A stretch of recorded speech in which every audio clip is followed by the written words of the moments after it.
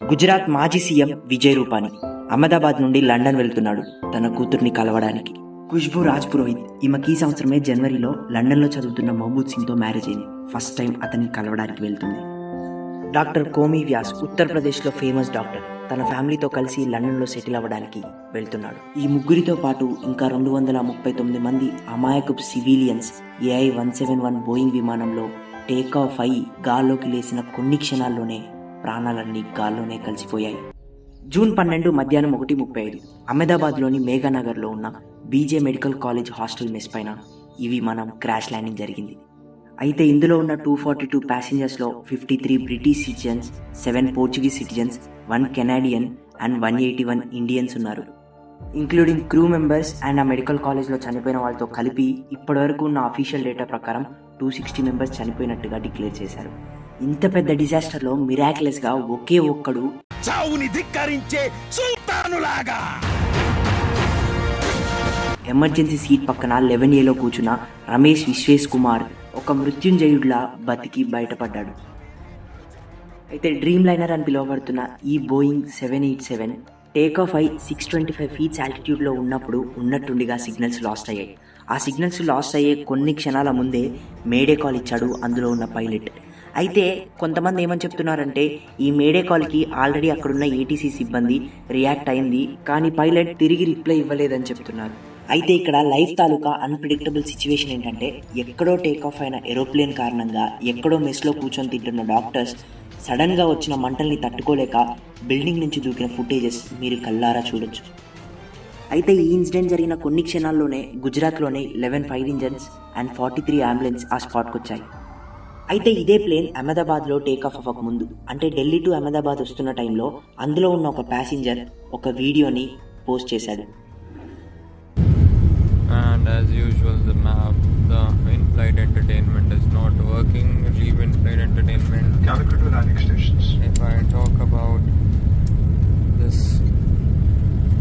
ఇందులో ఏమంటున్నాడంటే తన ముందున్న ఎంటర్టైన్మెంట్ స్క్రీన్ పనిచేయట్లేదు, ఎలక్ట్రిసిటీ సప్లై అవ్వట్లేదు అండ్ అలాగే సఫిషియంట్ ఎయిర్ కూడా లేదు, ఇదేదో ఎర్ర బస్లో కూర్చొని కర్చీఫ్తో ఊపుకుంటున్నట్టుగా ఉందని చెప్తున్నాడు. అయితే దీన్ని బట్టి ఆల్రెడీ అందులో ఉన్న క్రూ అండ్ పైలట్స్ కి కూడా తెలుసు ఈ ఫ్లైట్ లో ఏదో చిన్న ఎర్రర్ ఉందని. మరి దాని మీద అహ్మదాబాద్ ఎయిర్పోర్ట్ లో ఎందుకు యాక్షన్ తీసుకోలేరు?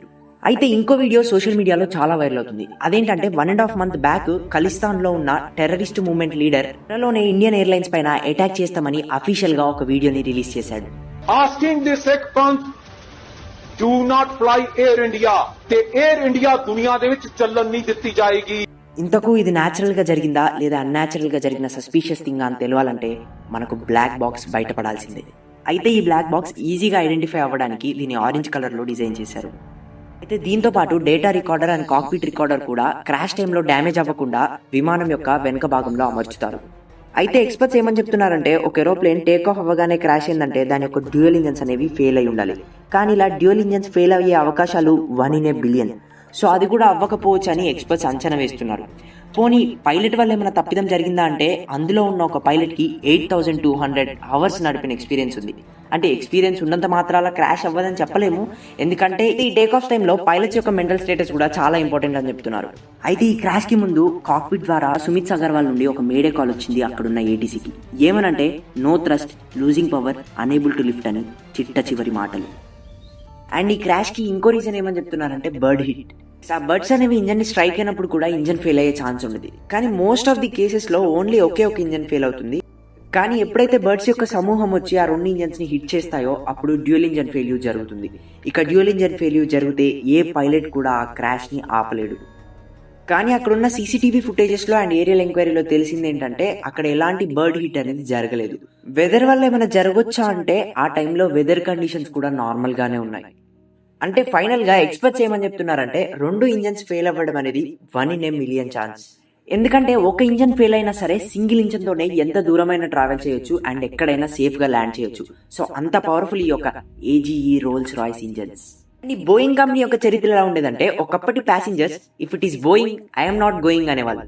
ఎందుకంటే 2018లో ఈ బోయింగ్ కంపెనీ తయారు చేసిన లైట్ ఎయిర్ క్రాఫ్ట్ 610 అండ్ 2019లో ఇథియోపియా ఎయిర్లైన్స్ 302 ఇవి 2 కూడా అర్ధంతరంగా క్రాష్ అయిపోయాయి. అయితే ఈ క్రాషెస్ లో దాదాపు 346 మంది చనిపోయారు.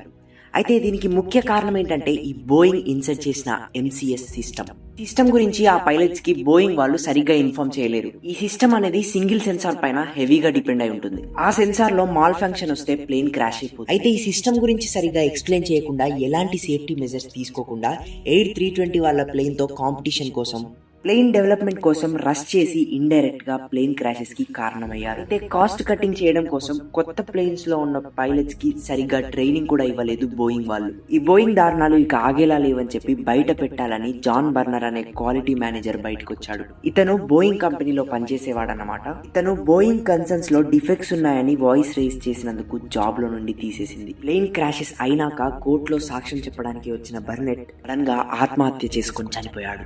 ఇలాగే బోయింగ్ కి వ్యతిరేకంగా సాక్ష్యం చెప్దామని వచ్చిన జాషువా డీన్ కూడా అనుమానాస్పదంగా చనిపోయాడు. చావుల వెనుక బోయింగ్ హస్తం ఉందనే రూమర్స్ చాలా బలంగా ఉన్నాయి. అయితే ఒకసారి ఈ వీడియో చూడండి. What is it that you get paid currently? Senator, that's well disclosed in our proxy documents in each of the years that I've been employed. Yeah, but what is it? It's a big number, sir. Well, let me help you out. It's 32.8 million this year. Does that sound right? Yes, it does. So just help me understand that. I mean, do you get paid for transparency? Is that one of the metrics for your income? I think the board counts on me for transparency. Really? Because you're under investigation for falsifying 787 inspection records. The Boeing's under criminal investigation for... అందులో questions అడుగుతున్న వ్యక్తి Alaska సెరేటర్ and answers ఇస్తుంది Boeing X CEO.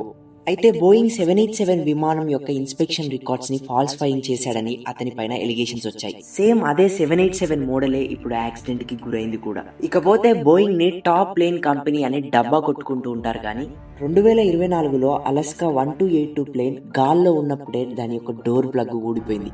దాంతో వెంటనే emergency landing చేయాల్సి వచ్చింది. ఒక్కసారి మీరే ఆలోచించండి, మనకి ఇండిపెండెన్స్ వచ్చి 75 years అవుతున్నప్పటికి కూడా మనం ప్లేన్స్ కోసం వేరే కంట్రీస్ మీద డిపెండ్ అవుతున్నామంటే, ఒకవేళ వాళ్ళ ఇంపోర్ట్స్ ఆపేస్తే మన ఇండియన్ ఏవియేషన్ పరిస్థితి ఏంటి? అండ్ చాలా మంది ఏరోప్లేన్ లో పవర్ కట్ అయిందని అంటున్నారు. ఒకవేళ పవర్ కట్ అయి ఉంటే ఇదే ఏరోప్లేన్ లో ఒక ర్యాట్ సిస్టమ్ అని ఉంటుంది.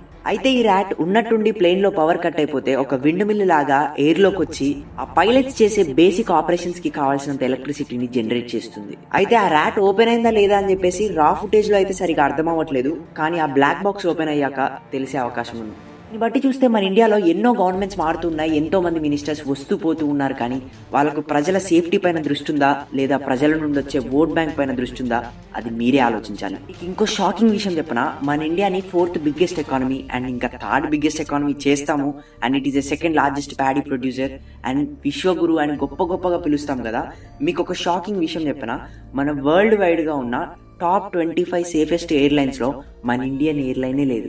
2025లో Indian government airlines and aviation పైన స్పెండ్ చేసిన బడ్జెట్ 2400 crores, అంటే లాస్ట్ ఇయర్ కన్నా 10% తక్కువే. అండ్ ఎలాంటి రీజన్స్ లేకుండా టెక్నికల్ ఇష్యూస్ అని చెప్పి ఆల్మోస్ట్ 133 ఏరోప్లేన్స్ ఆర్ గ్రౌండెడ్. రోజుకి పాపులేషన్ పెరుగుతుంటే అండ్ ఎయిర్లైన్స్ జర్నీస్ కూడా పెరుగుతుంటే కేంద్ర ప్రభుత్వం ఇంత నిర్లక్ష్యంగా ఉండడం కరెక్టేనా? So that's all for today. Thank you for watching. జై హింద్.